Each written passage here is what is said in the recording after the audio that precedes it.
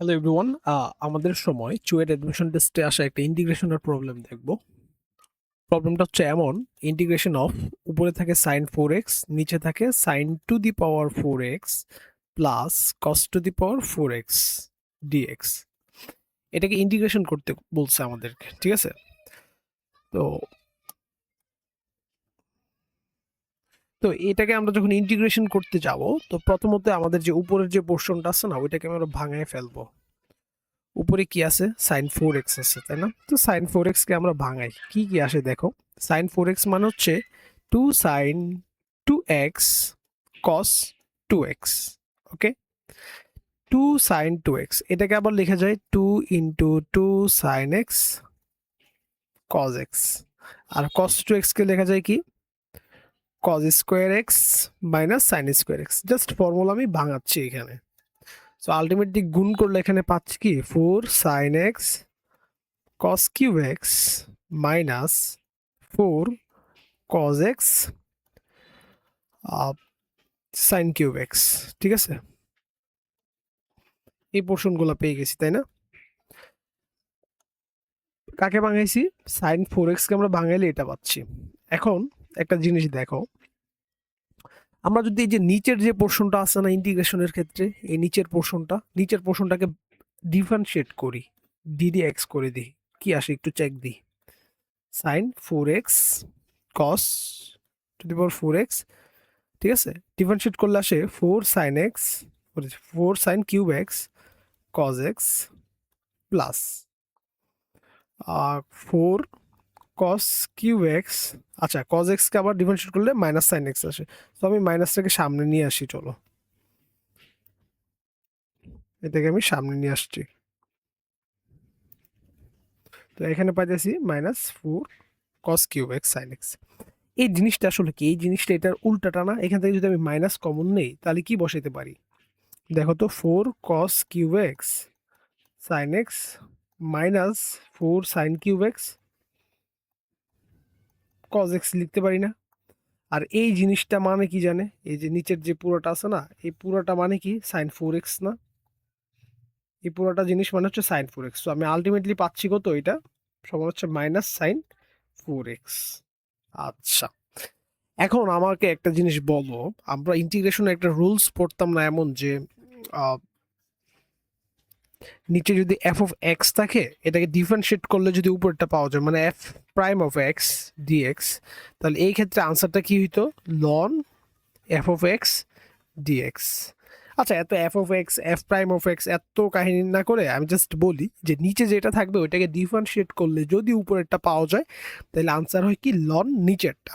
ওকে, তো এখন আমাদের এখানে কি হচ্ছে দেখো, এখানে যদি আমি মাইনাসটা আনি সামনে, একটা মাইনাস সামনে দিলাম, তাহলে মাইনাস সাইন 4x বসাইতে পারি উপরে, আর নিচে বসাইতে পারি কি sine to the power 4x plus cos to the power 4x, তাই না?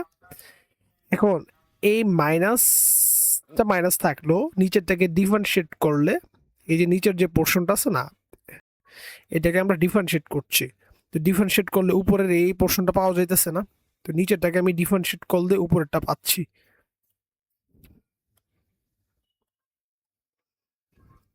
দেখো, এই যে নিচেরটাকে আমি ডিফারেন্সিয়েট করলে উপরটা পাচ্ছি, তাই না? ডিফারেন্সিয়েট করলে উপরটা পাইলে আমি কি বসাতে পারবো? লন নিচেরটা না? তো লন নিচের কত আছে? Sine 4x cos to the power 4x d x. আচ্ছা, সি। তাহলে আনসার, আমার আলটিমেট আনসার হচ্ছে এটা, এই পুরাটা পোর্শন। ঠিক আছে, এটা হচ্ছে আমার আনসার। এখন কত হচ্ছে ভাই? এটা তো অনেক ইজি ছিল, এই প্রসেসে আমি আগাইছি অনেক ইজি। তো আসলে অ্যাডমিশন টেস্টে কোশ্চেন ইজি দেয়।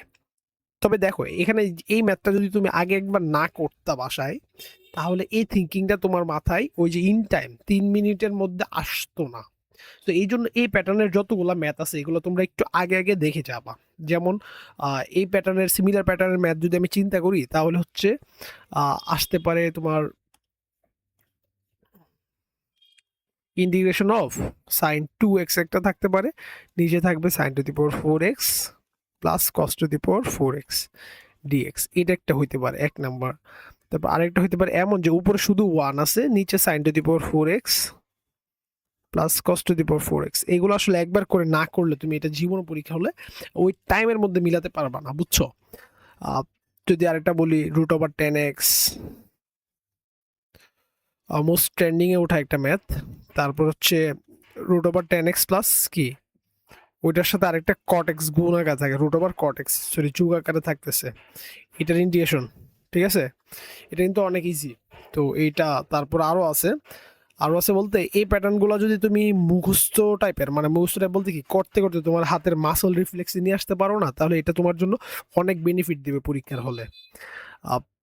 1/x⁴ + 1 dx এরকম হইতে পারে।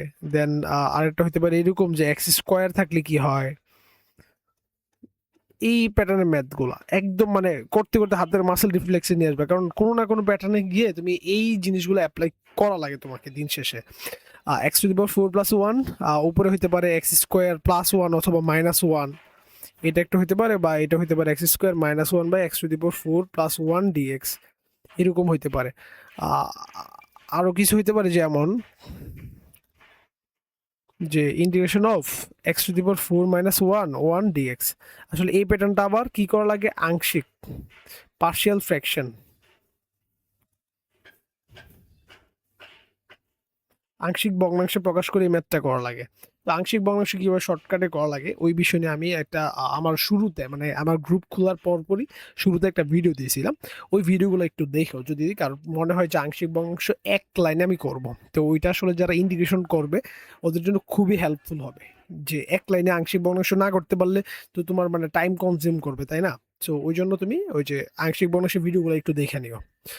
তো এই প্যাটার্নের যেই কোশ্চেন মানে ইন্টিগ্রেশনগুলো আছে না, এগুলো তুমি আগে থেকে করে একদম মুখস্থ টাইপের থাকে থাকে যেন, তাহলে মনে করো যে অ্যাডমিশন টেস্টে তুমি ইন টাইমে সলভ করতে পারবা যে কোনো প্রবলেম, মানে এইগুলো যদি আসে আর কি।